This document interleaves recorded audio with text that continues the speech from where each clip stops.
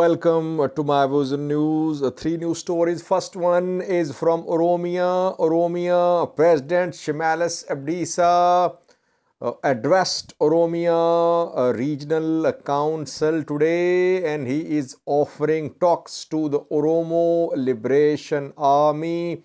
Secondly, Eritrean military allegedly fired at humanitarian workers. What happened? Where did this incident happen? From which organizations are the aid workers? And thirdly, Addis Ababa, where African leaders are arriving to attend Africa Union Summit, which will start tomorrow. Heads of State Summit will start tomorrow. Who have arrived in Ethiopia so far? Which heads of state have arrived in Ethiopia? We have details for you. Firstly, viewers, Tigray conflict resolved, it seems. Implementation, though it's slow, but gradually peace deal being implemented. Then a new conflict which posed a threat to peace in Ethiopia. Religious conflict, Orthodox Church conflict, internal and between the government and the church, resolved, as well as we saw that the three archbishops apologized and they signed an agreement with the Orthodox Church of Ethiopia. And now, a conflict ongoing for decades is being talked about, that it should be resolved through talks too. Oromo Liberation Army, armed group based in the Oromia region of Ethiopia, has been fighting for years in the Oromia region. And several attempts were made to find a solution to this armed conflict in Oromia, but the solution did not work. Oromo Liberation Army is of the position that it is ready to talk. Oromia regional government, Ethiopian federal government, they have been taking a very strong position against OLA. They have been saying that there must be operation against Oromo Liberation Army. They call them Shane. That against Shane, there must be military operation, because they don't know any rules. There is no central body to talk to, and these people are killing civilians. That is why no negotiations. Only solution is operation. And several operations have been launched against Oromo Liberation Army by government forces, regional, federal. But we saw that OLA managed to survive.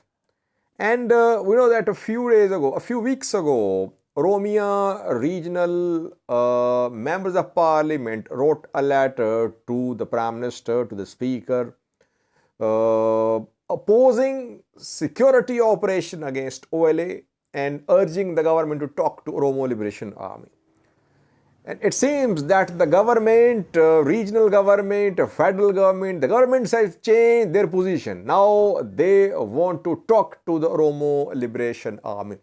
Shimalis Abdisa, Oromia region's president, in a talk a few hours ago, offered reconciliation to Oromo Liberation Army. He said that Shane leaders should come to negotiations. They should choose reconciliation and negotiation for the resolution of the conflict in Oromia. Let's see, OLA's position is clear, I think. OLA is ready to talk, but it wants Pretoria-style talks. It wants talks mediated by a third party. It wants talks in some at a venue away from the conflict area. It wants commanders to be allowed to move from the conflict areas to talk. It wants talks in a neighboring country, you can say, and it wants involvement of international community as well, because OLA says that in 2018 when one of its groups ready to lay down arms and it talked to the government. Back then, government betrayed Oromo Liberation Front and OLA. That is why OLA now wants a third party mediation. Government is ready. Let's see.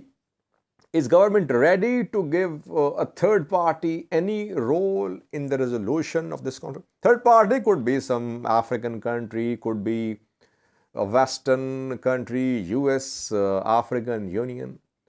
I think OLA will speak after Shimalis's statement. Let's see how OLA responds to Shimalis's offer of talks.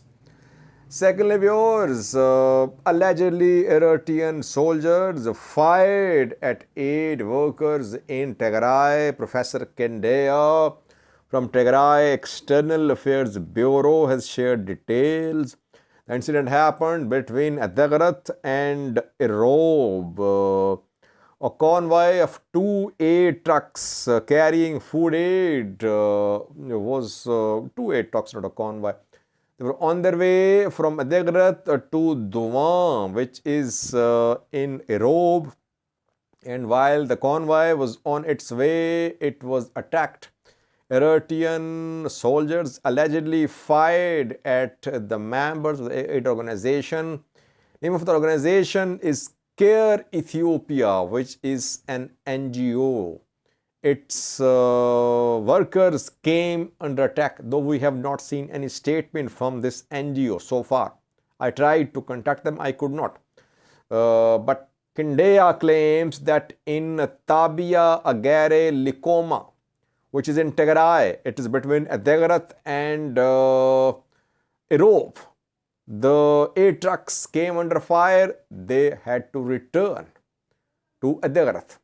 It means Eritrean military is positioned between Adegrat and Eritrea Tigray border and close to Erob as well. We are waiting for some statement from this NGO and from Eritrean government as well.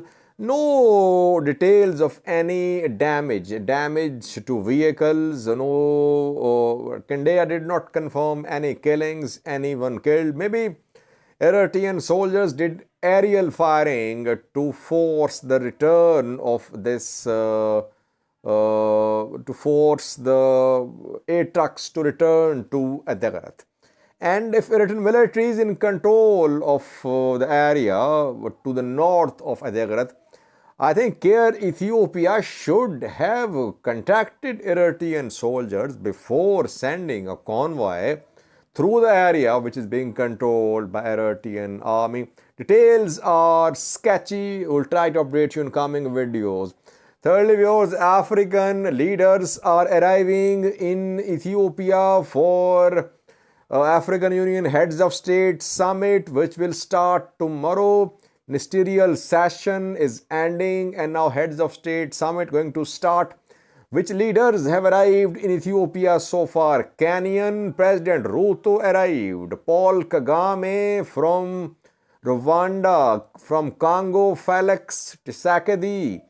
From Nigeria, President arrived as well. Angolan President too. Mozambique President. Chadian President. Guinea-Bissau's President, Mauritania's President, Tanzania's Samia Suluhu, then from Libya, Vice President, from Cote d'Ivoire, Vice President, and from Sierra Leone, President has arrived, from Comoros and Burundi, Presidents too.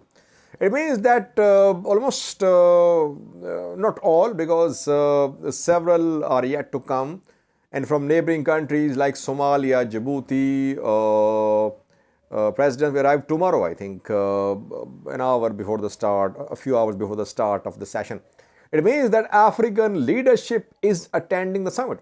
It was being speculated that the leadership might not attend the summit and we could see some second level African leadership attend this summit. But it seems that heads of state, presidents, which are mainly in in charge of affairs in Africa. They are arriving in Ethiopia. Only from Libya, Vice President arrived. From Cote d'Ivoire, Vice President, and from Lesotho, Prime Minister. All other are presidents who have arrived so far. Try to update you tomorrow, viewers. What will PM Abiy say? Which proposals will he make? Last time, African Union proposed, it asked international community to consider permanent seat for African Union at UN Security Council. UN Secretary General Antonio Guterres has also arrived in Ethiopia. Let's see, will the African leadership reiterate the demand for a permanent seat at UN Security Council? And what will PM Abiy say? Last time he proposed establishment of a continental media house to highlight African issues. No progress has been made. Let's see which recommendations, which proposals he will submit, he will share at his parents in a speech to the gathering tomorrow. Ready tomorrow, viewers. Thank you for watching.